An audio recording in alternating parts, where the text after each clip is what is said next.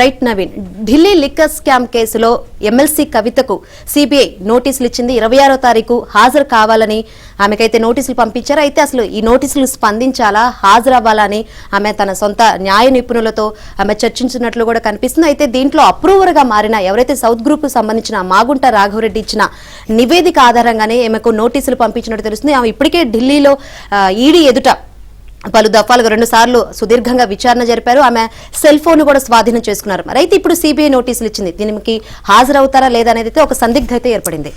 చూద్దాం. Delhi liquor scam కేసులో BRS MLC కవితకు నిన్న సిబిఐ మరోసారి నోటీసులు జారీ చేసింది. ఈ నెల 26న తమ ముందు హాజరు కావాలని ఈమెయిల్ ద్వారా పంపిన నోటీసులో పేర్కొంది. సిబిఐ కవితను ఇప్పటికే 2 సార్లు విచారించింది. 2022 డిసెంబర్లో బంజారా హిల్స్ లోని కవిత నివాసంలో ఆమె వాంగ్మూలాన్ని రికార్డు చేశారు. అయితే ఈడీ కూడా ఆమెకు గతంలో నోటీసులను జారీ చేసింది. అప్పట్లో ఢిల్లీలో సుదీర్ఘంగా విచారించింది. కవిత తాను వాడిన సెల్ ఫోన్లను ఈడీకి అందజేశారు.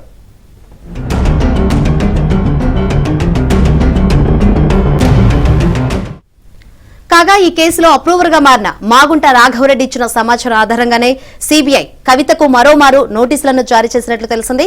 ఈ కేసులో సౌత్ గ్రూప్ నుంచి నిందితుల్లో ఒకరైన విజయ్ నాయర్ ఆమ్ ఆద్మీ పార్టీ తరపున 100 కోట్ల మేరకు ముడుపులు స్వీకరించినట్లు ఈడీ ఆరోపించింది. సౌత్ గ్రూప్ లో కవిత, మాగుంట శ్రీనివాసరెడ్డి, శరత్చంద్రరెడ్డి తదితరులు ఉన్నారు. ఈడీ నోటీసులు జారీ అయిన నెలలోనే సిబిఐ తాకీదులిచ్చింది.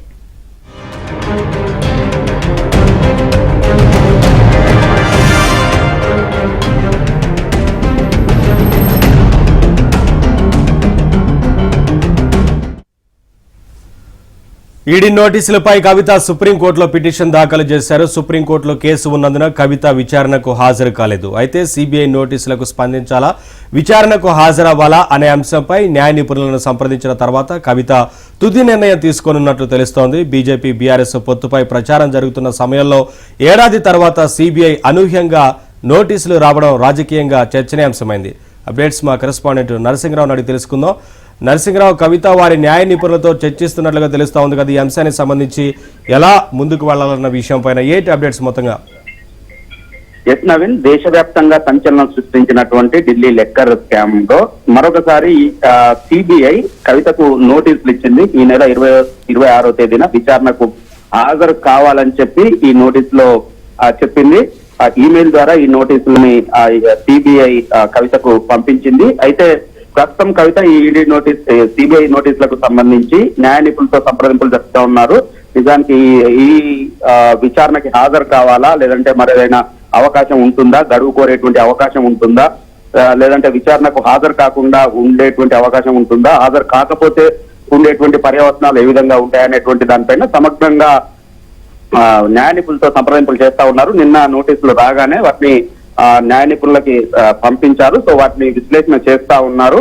సో ఈ రోజు మరోసారి వారితో సంప్రదింపులు చేసిన తర్వాత, చర్చించిన తర్వాత హాజరయ్యేది లేనిది దానిపైన ఒక నిర్ణయాన్ని కవిత తీసుకునేటువంటి అవకాశం ఉంది. అయితే నిజానికి 2022 డిసెంబర్లోనే ఒకసారి సిబిఐ నోటీసులు ఇచ్చింది. అప్పట్లో ఇచ్చినటువంటి వెంటనే హాజరు కావాలి అంటే నాకు ముందుగానే ఉన్నటువంటి కార్యక్రమాలు ఉన్నాయి కాబట్టి ప్రజాప్రతినిధి అయినందున సో తాను హాజరు కాలేను, కాకపోతే మరో 3 డేట్లు ఇచ్చి ఆ తేదీల్లో ఏ రోజైనా విచారణ హాజరవుతానని చెప్పి కోరారు. సో దానికి యాక్సెప్ట్ కూడా చేసినటువంటి నేపథ్యంలో 2022 డిసెంబర్ 11వ తేదీన నేరుగా సిబిఐ అధికారులే ఆమె ఇంటికి వెళ్లి ఆమె వాగ్మూలాన్ని తీసుకున్నారు, ఆమెను విచారణ జరిపారు. ఇక ఆ తర్వాత మరొక నోటీస్ ఇచ్చారు. అయితే ఎప్పుడు కోరితే అప్పుడు తమకు అవసరమైనటువంటి సమాచారం ఇవ్వాలి, మరోసారి అవసరమైతే విచారణకు హాజరు కావాలని చెప్పి అప్పట్లోనే మరొకసారి కూడా నోటీసుల్ని అందజేసింది సిబిఐ. ఇక కానీ ఆ తర్వాత అవసరమైనటువంటి డాక్యుమెంట్స్ పంపించారు, కానీ విచారణకి రావాలని చెప్పి ఇప్పటివరకు సిబిఐ అయితే కోరలేదు. సో ఆ తర్వాత మళ్ళీ ఇదే క్రమంలో ఈ కేసుకు సంబంధించి ఈడీ మరొక నోటీస్ ని అందజేసింది. ఈడీ కూడా విచారణకి రావాలని చెప్పి అందజేసింది. సో గత ఏడాది మార్చిలో నోటీసులు ఇచ్చింది ఈడీ. సో ఈ విచారణకి కూడా ఢిల్లీకి వెళ్లి హాజరయ్యారు, పిలుపులను కూడా ఇచ్చారు. అయితే ఈ విచారణ సందర్భంగా అర్ధరాత్రి వరకు కూడా, లేట్ అవర్స్ వరకు కూడా విచారణ చేయడం పట్ల అభ్యంతరాన్ని వ్యక్తం చేస్తూ ఆమె సుప్రీంకోర్టుకు వెళ్లారు. అయితే సుప్రీంకోర్టు మరొకసారి నోటీసులు ఇవ్వకుండా నవంబర్ వరకు ఆమెకు ఒక అవకాశాన్ని రిలాక్సేషన్ కూడా ఇచ్చింది. కానీ నవంబర్ కూడా దాటిపోయింది. ఇప్పుడు ప్రస్తుతం